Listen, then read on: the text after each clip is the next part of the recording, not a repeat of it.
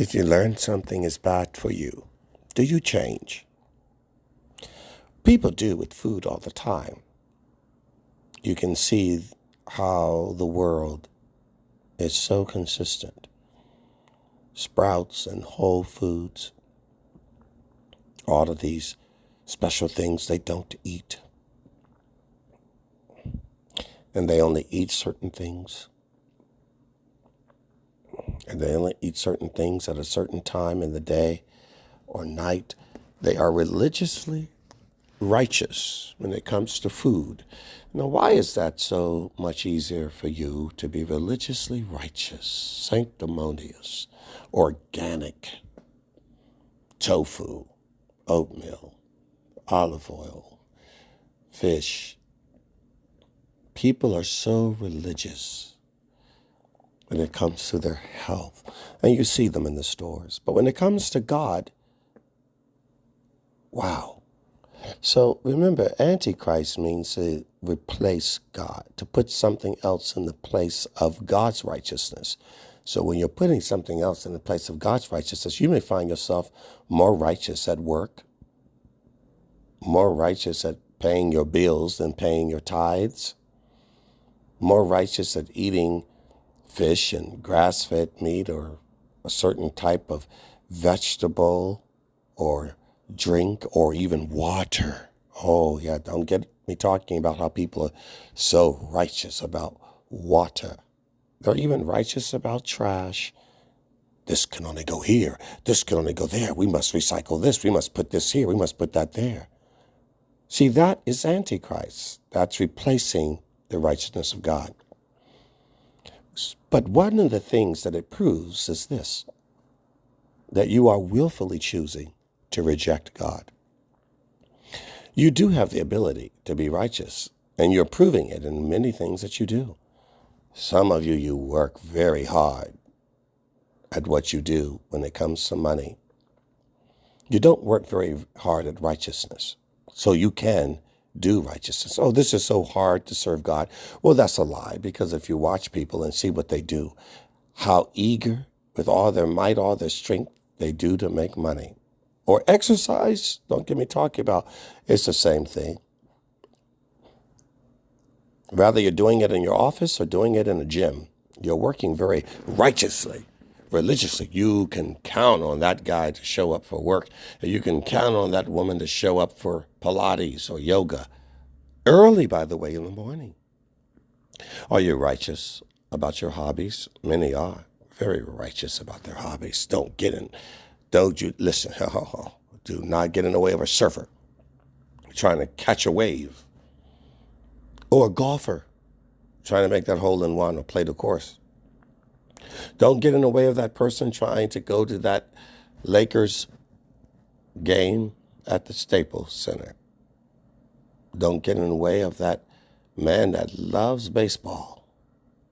Oh, they'll sit for 9 innings in a crowd with noise.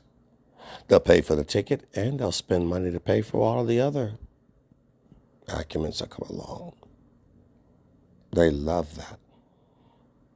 So you can be righteous for God, and you can sit for hours to hear a sermon. You can sit for hours and hear people screaming your ear in baseball and announcements and advertisement, and wow.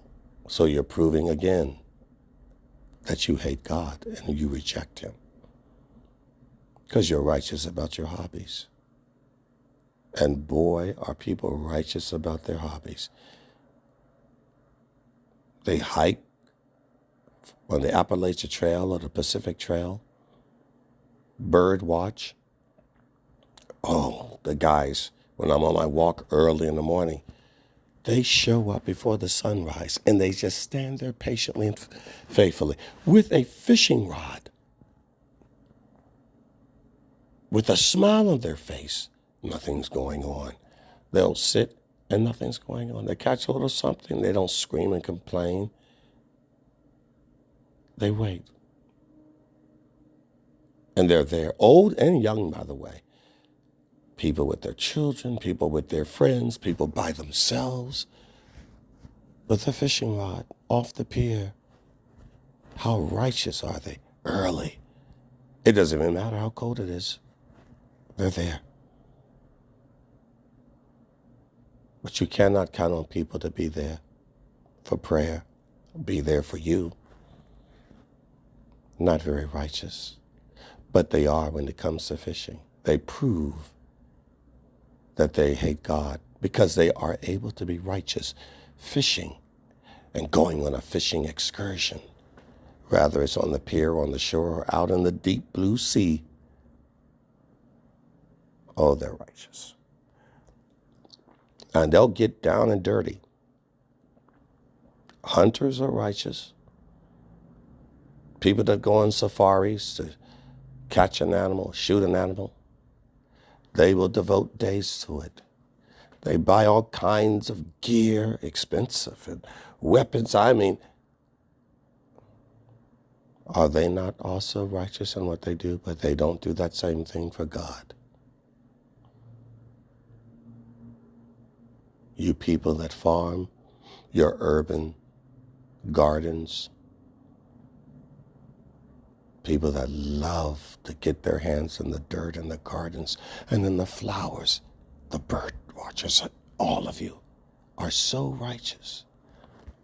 And don't get me started on the righteousness of addictions. First it was cigarettes, now it's vapes. Robbing God's money again. Don't have money for God because you're too busy buying cigarettes and vapes and alcohol and fentanyl and meth and cannabis. Oh, are they righteous? The women are righteous, especially when it comes to makeup. Just look at them. That's a lot of money for clown makeup on your face. Clown paint, bleached hair, all of that dye, all of that bleach, all of those chemicals for false beauty, all of those fake things you put on your eyelashes. Why? Oh, how righteous all of you are, except when it comes to God. And it's not because it's hard, because it's harder to do all those other things I just mentioned, much harder. And the reward from those other things is nothing compared to the reward that Adonai gives us. But still, we don't want God. It's like when Yeshua was being tried and they had an opportunity to release one person to appease the crowd. We'll give you one of your people, like a hostage. We'll release one in good faith. Which one do you want us to release? Yeshua? The one who you say claims as the Son of God? The one who's been preaching to you, healing the sick? Or the murderer, the serial killer that we arrested amongst you? Give us the killer, the serial killer. Crucify that prophet. Well, I get it. Because so many do the very same thing to me in life. And not just me, but to others who are righteous. You don't want that person. When I worked in an office, everybody could talk dirty, make dirty jokes, talk about what baseball game they went to on the weekend, basketball game or strip club or Vegas. But if I started talking about anything that I did, they would shut me down. I was not allowed to talk about the righteous things, but they were allowed to talk about the wicked things. You see, serving God is such a pain for all of you, isn't it? It's such a pain to give tithes and offerings, to pray, to get up early, to study, to stay late to study, to spend days in God's presence. It's so painful to sit and hear a sermon, so painful to listen to a podcast. It's better to watch a movie or go to a rock concert. It's painful. And the first thing on your mind is not the word of the Lord. You think of what more you can do and how much you can save to do something wicked, but you never think of how much more you should do and could do for righteousness. because it's painful to do anything for God. You should think differently about your life and the measure of righteousness. Father would give us strength to be righteous if we had the will to do it. He would make it even easier to do righteousness, not harder. It's even easier. See, the baseball people don't make it easier for you to do it, but you're willing to make the sacrifices. And the only reason why that it feels easier to you to do all those other things I mentioned is because you want to do them, because you have the will to do them. And that's why when it comes to God, it seems so hard for you. You lack the real will to do it. Something to think about this morning. Stephen just talked about righteousness, and as he was talking about a surfer catching his wave and a golfer making a hole-in-one, and I was thinking to myself, I can see it from their eyes, how joyful they are and how much happiness it gives them.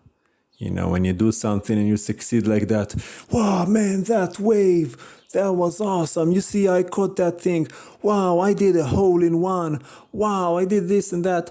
And I'm thinking to myself, isn't that interesting? Because I get that same thrill and excitement when I'm actually able to carry out the commandment of God and actually do what I'm supposed to.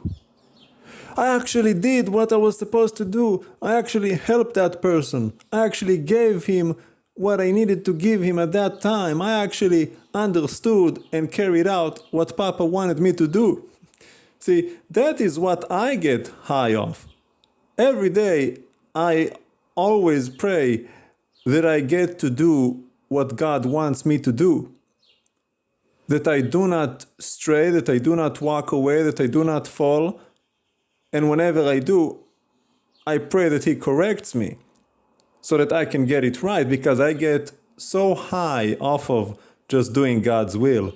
It is such a thrill and a joy to successfully do what is just and right, not in my sight, but in the sight of my God. It is amazing when you succeed, when you catch yourself, when you show self-discipline, self-restraint, when you break bad habits in your life. It is such a thrill. It's like a child that goes to his father, Daddy, did you see? Did you see? Oh, yes. And Papa loves it when we take pride in doing His will, when we take pride in self-control. Self-control, who is your greatest enemy but yourself? If you can control yourself, you're a champion, you're a warrior. And it is such a joy to be righteous in the sight of God. You should try it sometime. And not just sometime, but all the time. Well, joy every time I do what's right. Guy is absolutely right. You see, when you talk about righteousness, as Guy said, I talked about righteousness, and most find their righteousness in golf and in work. But I get joy when I think about what He's done for me. Really? What about joy when I do what I'm supposed to do? I get joy when I do what I'm supposed to do. I get joy when I do what God told me to do. I get joy when I do what God told me to do. You get joy. There's joy.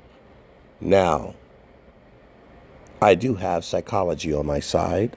Not that I need to Google it or use psychologists to affirm what God said. Shouldn't it be God is the affirmation? I told a guy the other day about something that wasn't from God, and he Googled to see what Google said about it. You'll listen to your doctor, your psychiatrist, your psychologist, your mistress, even your dog, but you won't listen to God. But the psychologists do tell you as well, don't they? If you're depressed, go do something for somebody else. If you find that you have a need in life, open up your bank account and find somebody else that has a need and give to them. The Hindus call that, and the Buddhists call that karma. You got a need? You got a bill that needs to be paid? Go pay somebody else's. You feeling down and low? Go pick somebody else up. Watch what it does to you. The psychologists, without having religion, tell you that. They've measured it. They've looked at the brain waves and the results and the emotions and the actions of humans who do exactly what I just said. And it's euphoric, innocent. It's contagious and infectious. You just want to do it. You can't stop. You get addicted to good. You get addicted to charity. You get addicted to getting up early, to pray, to sing, to dance for Papa. Isn't that interesting? Whereas many of you look like doing what's right is not joyful, and you teach your children by your actions. Doing what's right doesn't work. Speaking calmly instead of cursing at each other and yelling. That's what you do, son. That's what you do, daughter. You have to let a man hit you. You have to hit a woman, son. That's what you have to do. The Palestinians, they actually do teach that in many of the Muslim cultures, how to beat your wife. You think I'm kidding? I'm not. Are you kidding me? The joy of the Lord. And what is the joy? I delight in your law, O Lord. I meditate upon it day and night. Shema, to do it. The mitzvahs of God. You won't ever need cannabis or an alcohol if you just do more for Papa, for your fellow man. Do good. It'll cure you. It'll heal you. It'll give you joy, unspeakable and full of glory.